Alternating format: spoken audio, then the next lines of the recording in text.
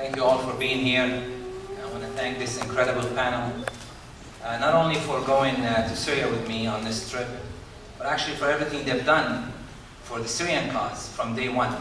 International Action Center was there with us from day one. We started Arab Americans for Syria about 2 years ago when we realized our war is really more of a media war than anything. We think that media has destroyed Syria or played a role in the destruction of Syria more than weapons itself. I think the Syrian crisis has proved that words can be more deadly than bullets. Our role was just to tell the truth or tell the other side of the story. We might never know the real truth in Syria, but we have definitely two sides of the story, and the other side of the story is definitely worth telling. International Action Center realized that. They had the guts to stand up with us when we were pretty much alone in this world. The whole world was, getting on the case of Syria. They had the vision, they had the courage, and they had the passion. To be a peace activist, to be an anti-war in the anti-war movement, it takes a lot of passion. It takes a lot of courage because you'll be at most times standing alone. So I want to thank you. I want to thank, of course, Didan Kamanti, who's had me on his radio show, like he just said, since about 2 years ago.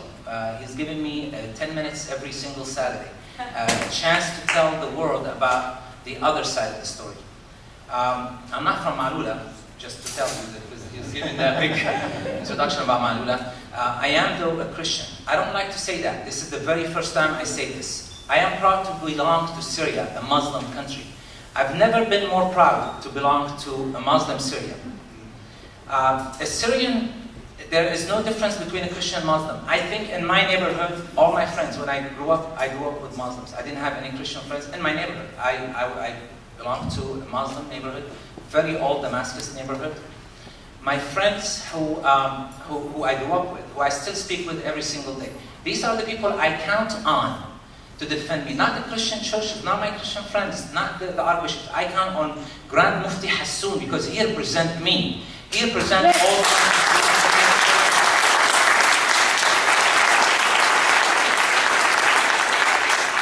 Malula, Kednaya, no place needs protection from anybody. We Syrians can protect ourselves. We've lived for 7,000 years in this old civilization.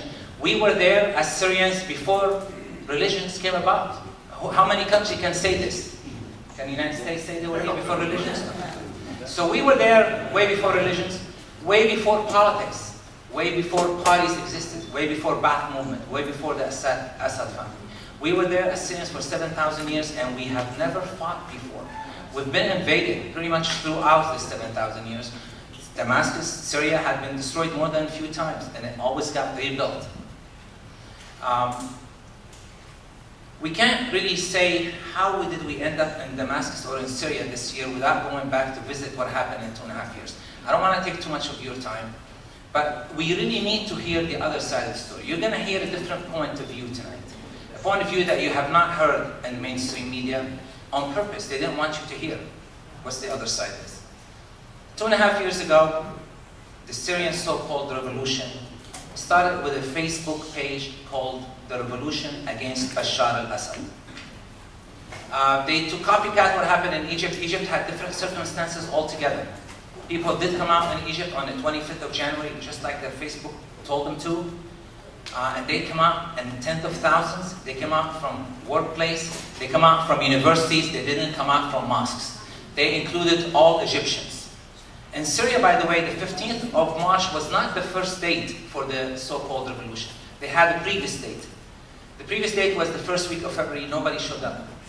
The second date was the third week of February. Also, nobody showed up. I remember seeing about 50 media outlets there. They were filming each other because there was no one in Umayyad Square or, where like Tahrir Square, where people were supposed to come out. So the bottom line, people in Syria did not feel what that Facebook, the revolution was on that Facebook page. Yes, they had a few 100,000 people join. But in reality, people did not feel that they needed to go and have a change. I was from the first people who decided that change is due. We do need to have political freedom, more political reform in Syria. Absolutely we did. And in the beginning, People have every right to say, we cannot live in a one-party system. This is the, the 21st century. We want more. The government did respond. People never give a chance for these changes to take place. Some people wanted change. They wanted to have a revolution. Great. But you did not represent all 23 million, or otherwise people would have come out in the millions in the streets. If people were so oppressed, they would have come out. They didn't need to have a date.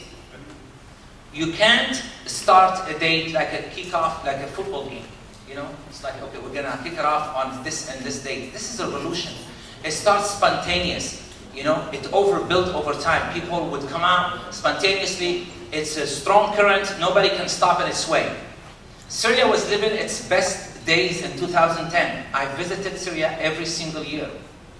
I've been here for 30 years. I visited Syria every single year. The 2009 and 2010 were the two best years I've ever seen Syria. Everybody pretty much had a job, was working. The unemployment, yes, was probably the lowest it's ever been in Syria. The GDP of Syria in 2010 was about 5% when the whole world was living a financial crisis and they had a negative GDP. Aleppo was the #1 city in the Middle East at 16% GDP. Aleppo was the Middle East industrial capital in the world. People did not feel they want to have a change violently. They wanted to have a change in a peaceful manner. We all wanted more democracy, yes, but we did not want it in a violent way. Now, was there violence? Yes, by the government? Yes, there must have been. Was there people from the government also being killed? Yes. And this is something you all need to know. The first few weeks, there were just about the same number of people killed from security forces and police forces and army soldiers, as many as civilians, if not even more. The story you hear about the first 6 months, there was no weapons in Syria, that's a lie. There were weapons in Daraa. After 2 days, the army had to go. It was on tape, on video. There were a 2 days fight, until they, got people out of the Omri Mosque. I'm not saying the government did not behave in a violent way, yes, but was it excusable? I don't know. We would never know. But we did not give a chance for people to investigate, to see who was the guilty party. I don't want to talk about violence, but I can remember in 1992 with Rodney King here, people just went, a little upset, or maybe too upset, but they were burning stores. After 2 days of the police, they had to. There was some.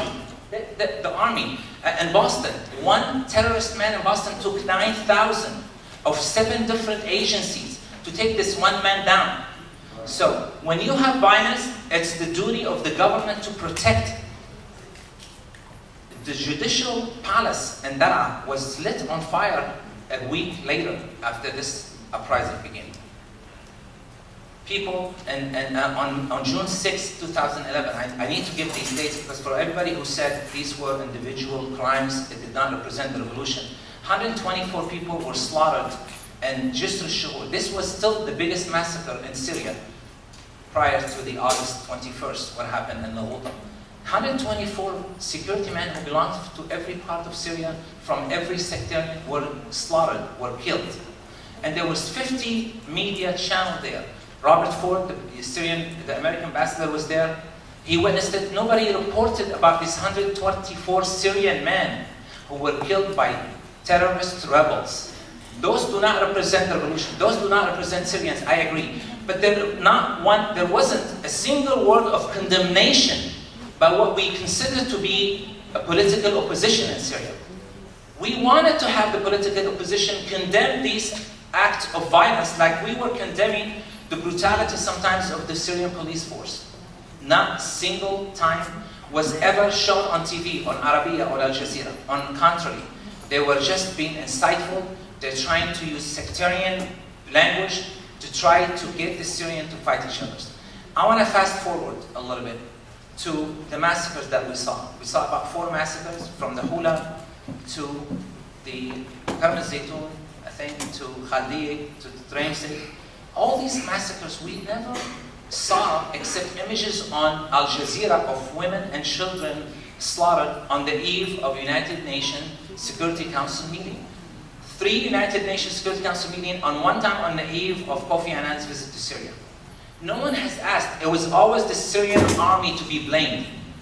We have every right to defend the Syrian army because we need to see evidence of that Syrian army that we believe has an ideology. It has, all our children, all our brothers are in the Syrian army. The Syrian army is not a militia that like they're trying to tell you. The Syrian army is our honor. And we would like to see evidence when you claim that these killings have been done by the Syrian army. We want to stand with you to say, you know, this was wrong. But no, you cannot condemn somebody without any evidence and then decide to carry on a war against that country.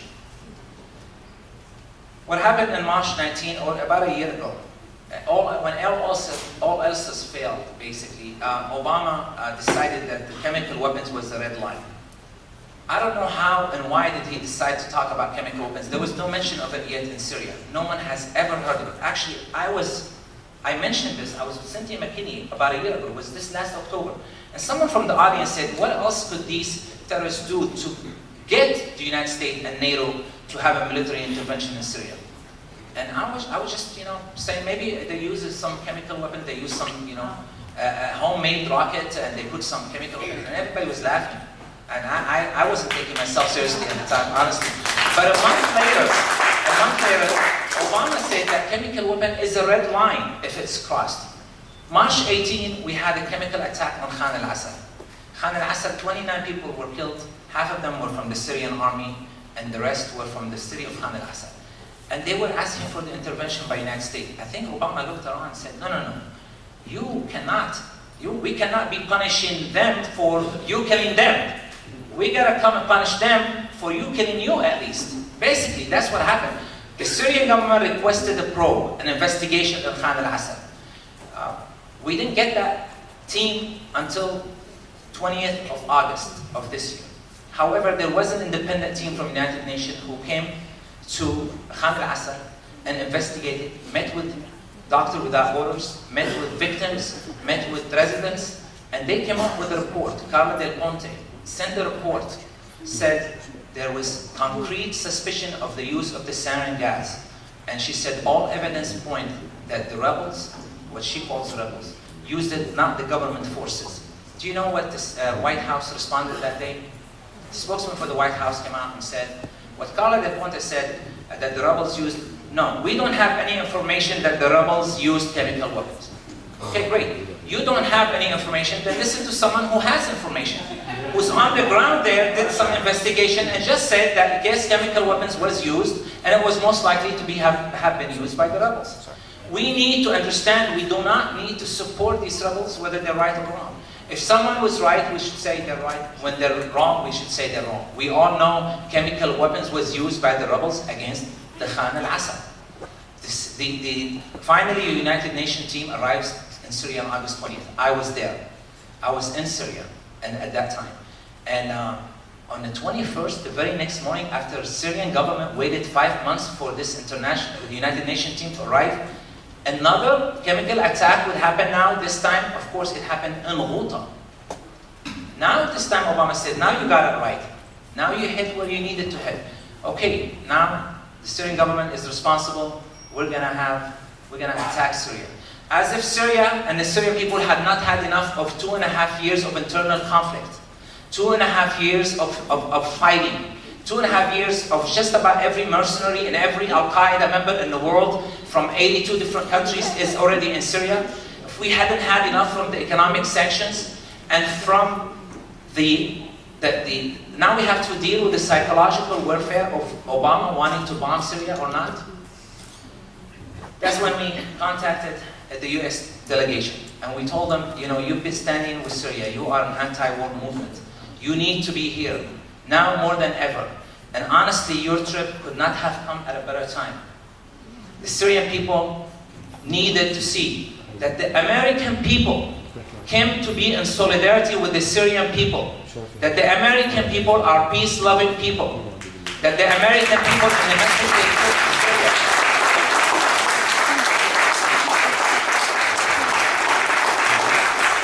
The message they took to Syria.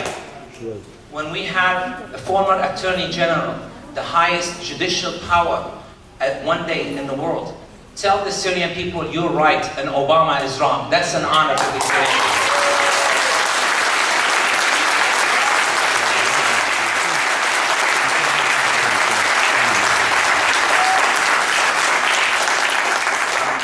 Of course, I want to tell you that finally we felt that we can make a change. When we say people can work something, they can.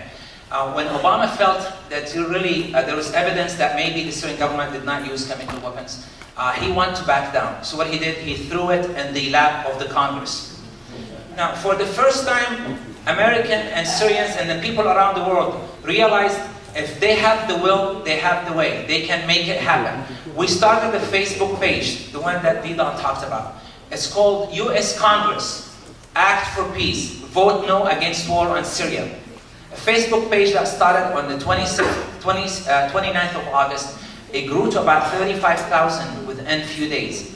And I can tell you, we went and put 435 names of congresswomen and men, all 100 senators' names. Who is for the war, who is against the war, and we divided them, and every 10 minutes we put the link of the Facebook, the Twitter account, and the email address of this congressman. And the response was amazing.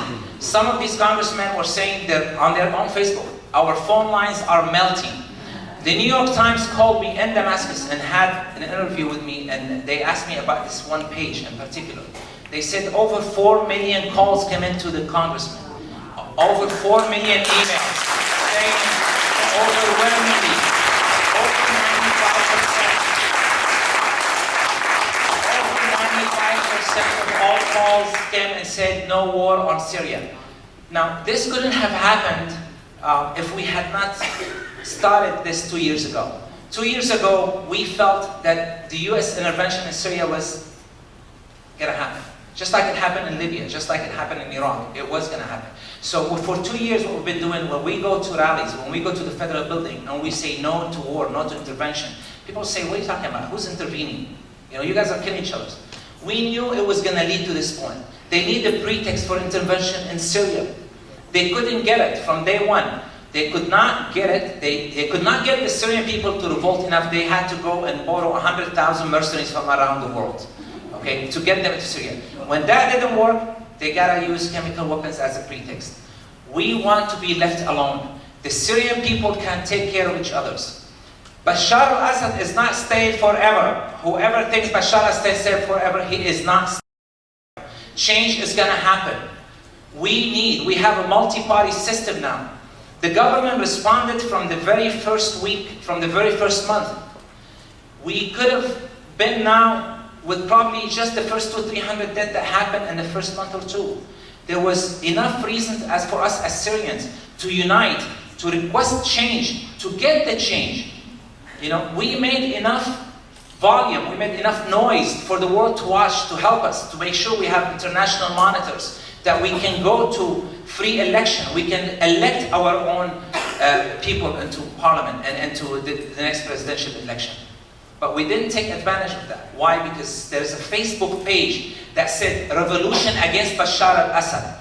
Who are you to speak on behalf of 23 million? You want to change, we can get the change. Go to the democratic means, and I promise you, if you can find someone, if you have a candidate that is going to stand for all of Syria, it's going to make us all feel comfortable. And he is a Sunni Muslim. I will vote for him more than I will all vote for him. We want change, and change can happen and will happen. But it has to be done in a peaceful way. Once again, I want to thank you very much for having us here. I want to thank this panel. I think our job is not done. If we won the battle of no war on Syria, there's still one more battle. The United States government is still financing and supporting the terrorists in Syria. Please, we still need to contact our congressmen and tell them the Syrian support group, these millions, hundreds of millions of dollars of US taxpayers are still going to train and use these mercenaries to kill more Syrians. There is no moderate rebels in Syria. The Free Syrian Army is decimated, is being killed today by these foreigners, jihadis, who wants to turn Syria into an Islamic Khalifa or an Imara. Look what's happening in northern Syria today. Where are these people? Where are Salim Idris? Where are all these Ahmad Jarba? Why can't they come into northern Syria and rule these areas that have been freed supposedly? They can't, because who took over is the extremist. We need to tell our Congress, stop supporting jihadists in the world. It's time to stop this Wahhabist, Salafist Saudi Arabia regime. It needs to stop the supporters of Al-Qaeda. We need to start Saudi Arabia from neglecting more who did 9/11. 17 of them were Saudi Arabians. They were not Syrians. So your enemy is not Syria and the Syrian people. Your enemy is your best allies in the Middle East, Saudi Arabia. This Wahhabi